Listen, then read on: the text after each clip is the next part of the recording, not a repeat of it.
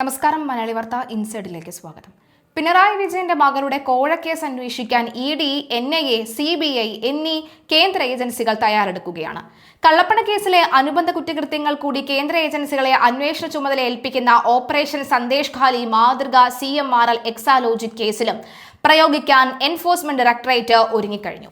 ബംഗാളിലെ സന്ദേശ് ഖാലിയിൽ 2024 ജനുവരിയിൽ ration Kumbakonam അന്വേഷിക്കാനെത്തിയ ED സംഘം ആക്രമിക്കപ്പെട്ടപ്പോൾ കേസിലെ പ്രതികളെ അടിമുടി പൂട്ടാൻ ആവിഷ്കരിച്ച അന്വേഷണ രീതിയാണ് മാതൃകയായത്.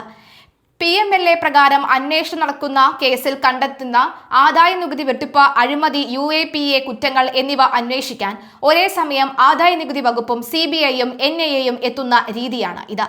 പ്രതികളുടെയും സാക്ഷികളുടെയും മൊഴികളും റെയ്ഡിൽ പിടിച്ചെടുക്കുന്ന രേഖകളും അതാത് ദിവസം പരിശോധിക്കാൻ കോർ ടീമിനെ നിയോഗിക്കും. 3 ഏജൻസികളെ നേരിടാൻ ഒരിക്കലും ടീം പിണറായിക്ക് കഴിയില്ല. കൊച്ചി ഓഫീസിൽ നടന്ന യോഗത്തിൽ ഇതുവരെയുള്ള അന്വേഷണത്തിൽ ED ഡയറക്ടർ രാഹുൽ നവീൻ പൂർണ്ണ തൃപ്തി രേഖപ്പെടുത്തിയിട്ടുണ്ട്. ED അന്വേഷണത്തിനെതിരെ കരിമണൽ കമ്പനിയായ CMRLനോട് ഹർജി നൽകാൻ നിർദ്ദേശിച്ചത് വീണ വിജയനാണെന്നും ഇതാണ് തന്ത്രപരമായ പിഴവിന് കാരണമെന്നുമാണ് റിപ്പോർട്ട്. മന്ത്രിസഭ പോയതോടെ നിരായുധരായ പിണറായി വിജയന് കോടതി വിധിയിൽ ഇടപെടാൻ കഴിഞ്ഞില്ലെന്നും റിപ്പോർട്ടുണ്ട്. ഇപ്പോൾ CMRL പ്രതിക്കൂട്ടിൽ നിർത്തുന്നത് വീണയെയാണ്. CMRLന്റെ ഹർജിയാണ് തള്ളിയതെങ്കിലും അന്വേഷണത്തിന്റെ കുന്തമുന നീളുന്നത് വീണയിലേക്കാണ്. ഫലത്തിൽ വീണയുടെ വിധി അവർ തന്നെ അനുഭവിക്കണം. ഹർജി ഹൈക്കോടതി തള്ളിയെങ്കിലും വീണയിലേക്ക് എത്താനുള്ള EDയുടെ വഴി തെളിഞ്ഞതിൽ CPM ആശങ്കയിലാണ്. പുറത്തുയർത്തുന്ന വാദങ്ങൾ കോടതികൾ അംഗീകരിക്കുന്നില്ലെന്നും ബോധ്യമായ സ്ഥിതിക്ക് പിണറായി വിജയന്റെ വീട്ടിലെത്തിയ EDയെ എതിർത്ത തീവ്രതയിൽ വീണയെ പ്രതിരോധിക്കാൻ CPM തയ്യാറാവില്ല. വേണമെന്ന ആശയക്കുഴപ്പത്തിലാണ് പാർട്ടി.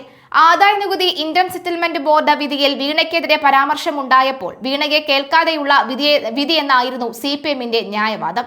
ഹൈക്കോടതിയുടെ പച്ചക്കൊടി ലഭിച്ച ED വീണയെ ചോദ്യം ചെയ്യാൻ വിളിച്ചാൽ ഇക്കാരണങ്ങൾ കൊണ്ടുതന്നെ എതിർക്കാനുമാകില്ല. എന്നാൽ CMRL എക്സാലോജിക് ഇടപാടിന് അപ്പുറം പ്രതിപക്ഷ നേതാവ് പിണറായി വിജയനെ ED ഉന്നമിട്ടാൽ പാർട്ടി പ്രതിരോധിക്കുക തന്നെ ചെയ്യുമെന്നാണ് നേതൃത്വം വ്യക്തമാക്കുന്നത്. വീണയും CMRLും തമ്മിലുള്ള സാമ്പത്തിക ഇടപാടിനെ പിണറായി വിജയനുമായി ബന്ധപ്പെടുത്താൻ വിജിലൻസ് കോടതിയിലും ഹൈക്കോടതിയിലും ഉണ്ടായ ശ്രമം പരാജയപ്പെട്ടതാണ് CPMന്റെ ആയുധം. കേന്ദ്ര ഏജൻസികളുടെ റിപ്പോർട്ടിൽ ഇതുവരെ പിണറായി വിജയന്റെ പേര് ആരോപണ രൂപത്തിൽ പരാമർശിച്ചിട്ടില്ല. അദ്ദേഹത്തിനെതിരെ കണ്ടെത്തലുകളുമില്ല. 2015 തുടങ്ങിയ മകളുടെ കമ്പനിക്ക് 50 ലക്ഷം രൂപ കടമായും 2.78 കോടി രൂപ പ്രതിഫലമായും കർത്തായും സംഘവും നൽകിയത് പിതാവിന്റെ സ്വാധീനശേഷി ഉപയോഗപ്പെടുത്താനാണ് എന്ന സംശയമുണ്ടായാൽ അപ്പോഴും എന്തെങ്കിലും വഴിവിട്ട സഹായം നൽകിയെന്നതിന് ശക്തമായ തെളിവ് കണ്ടെത്തേണ്ടി വരും. വരും ദിവസങ്ങളിൽ CMRL കമ്പനി മാനേജ്മെന്റിൽ നിന്നും ഉദ്യോഗസ്ഥരിൽ നിന്നും എടുക്കുന്ന മൊഴികളാണ് ഇക്കാര്യത്തിൽ നിർണായകം. വീണ ഇടനിലക്കാരിയാണെന്നും കൈക്കൂലി പിണറായിക്ക് വേണ്ടിയാണെന്നും BJP നേതാവ് ഷോൺ ജോർജ് ആരോപിച്ചു കഴിഞ്ഞു. ഇതാണ് പിണറായിക്ക് വിനയാവാൻ പോകുന്നത്. ചെയ്ത സേവനത്തിനാണ് വീണ പ്രതിഫലം വാങ്ങിയതെന്നും നികുതി അടച്ച പണം എങ്ങനെ കള്ളപ്പണമാകുന്നു എന്നുള്ള പ്രതിരോധം ഇപ്പോഴും ഉയർത്തുന്നുണ്ടെങ്കിലും ഇന്നലെയോടുകൂടി ഇക്കാര്യത്തിൽ അല്പം മയപ്പെട്ടിട്ടുണ്ട്. അവരുടെ ബിസിനസ് ഇടപാട് സംബന്ധിച്ച് അവർ വ്യക്തത വരുത്തട്ടെ എന്ന നിലപാടിലേക്ക് ഏറെക്കുറെ എത്തിയെന്നും സൂചിപ്പിക്കുന്നതാണ് AK ബാലൻ ഉൾപ്പെടെയുള്ളവരുടെ പ്രതികരണം. വീണയെ തേടി വന്ന EDക്കെതിരെ വീടിനു മുൻപിൽ നടത്തിയ ആക്രമ സമരം കൈവിട്ടുപോയെന്ന വികാരം ഒരുപറ്റം നേതാക്കൾക്കുണ്ട്.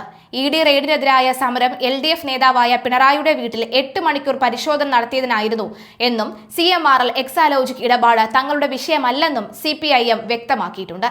ഒരു കുഴപ്പവുമില്ല എന്ന് ഒരിക്കൽ CPM സംസ്ഥാന സെക്രട്ടേറിയറ്റ് സാക്ഷ്യപത്രം നൽകിയ വീണയും CMRLുമായുള്ള സാമ്പത്തിക ഇടപാട് CPMനെ ബുദ്ധിമുട്ടിലാക്കിയിട്ടുണ്ട്.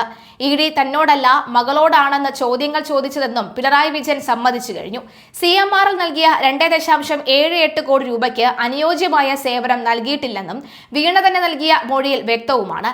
നേതാക്കൾ ന്യായീകരിച്ച് കുഴഞ്ഞതും അണികൾ തെരുവിലിറങ്ങുന്നതും പിന്നെന്തിനാണെന്ന ചോദ്യം ബാക്കി. വീണയ്ക്കെതിരെ ആദായ നികുതി തർക്ക പരിഹാര ബോർഡിന്റെ വിധി വന്നപ്പോൾ അവരുടെ ഭാഗം കേൾക്കാതെയുള്ള വിധിയാണെന്നായിരുന്നു CPMന്റെ ന്യായം. എന്നാൽ SFIO ഒന്നിലേറെ തവണ വിളിച്ചു വരുത്തുകയും വിശദീകരണം കേൾക്കുകയും ചെയ്ത ശേഷമാണ് പ്രതിപട്ടികയിൽ വീണയെ ഉൾപ്പെടുത്തിയിട്ടുള്ളത്. ED ഇപ്പോൾ വന്നതാകട്ടെ അന്വേഷണം സ്റ്റേ ചെയ്യണമെന്ന CMRLന്റെ ഹർജി ഹൈക്കോടതി തള്ളിയതിനെ തുടർന്നും തെറ്റ് ചെയ്തിട്ടില്ലെങ്കിൽ ബോധ്യപ്പെടുത്താൻ നിയമപരമായ മാർഗങ്ങൾ ഉള്ളപ്പോൾ എന്തിന് പാർട്ടി തലയിലേറ്റണം? പാർട്ടി നേതാക്കളുടെ മക്കളോ ബന്ധുക്കളോ പ്രശ്നങ്ങളിലോ കേസുകളിലോ പെട്ടാൽ അവർ തന്നെ അത് നേരിടുകയും പരിഹാരം കണ്ടെത്തുകയും വേണമെന്ന നയം പിണറായിയുടെ കാര്യത്തിൽ എന്തുകൊണ്ട് ബാധകമല്ല? VS അച്യുതാനന്ദന്റെ മകൻ VA അരുൺകുമാർ വിജിലൻസ് കേസുകളിൽ പെട്ടപ്പോൾ പിണറായി വിജയൻ സെക്രട്ടറി ആയിരുന്ന പാർട്ടി ആ നിലപാടാണ് എടുത്തത്. ബംഗാളിൽ ജ്യോതിസ് ബസുവിന്റെ മകൻ ചന്ദൻ ബസു ഭൂമി ഇടപാടിൽ പ്രതിപട്ടികയിൽ വന്നപ്പോഴും അതുതന്നെയാണ് എടുത്തത്. കോടിയേരി ബാലകൃഷ്ണന്റെ മക്കൾ വിവാദത്തിൽപ്പെട്ടപ്പോഴും കൈയൊഴിയുന്ന പ്രതികരണമാണ് പിണറായി നടത്തിയത്. ആദായ നികുതി തർക്ക പരിഹാര ബോർഡിന്റെ വിധിയിൽ പിണറായിയുടെ പേര് പറയാതെയുള്ള പരോക്ഷ പരാമർശം ബോധപൂർവം അദ്ദേഹത്തെ കേസിലേക്ക് വലിച്ചിഴയ്ക്കാനാണെന്ന ന്യായം പറഞ്ഞാണ് പാർട്ടി ഇറങ്ങി തുടങ്ങിയത്.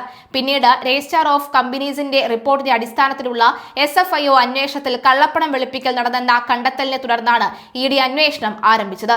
ഈ രണ്ട് കേന്ദ്ര അന്വേഷണ ഏജൻസികളുടെ ഇതുവരെയുള്ള അന്വേഷണത്തിലോ റിപ്പോർട്ടുകളിലോ പിണറായി വിജയൻ പരാമർശിക്കപ്പെടുന്നില്ല എന്നും വ്യക്തം.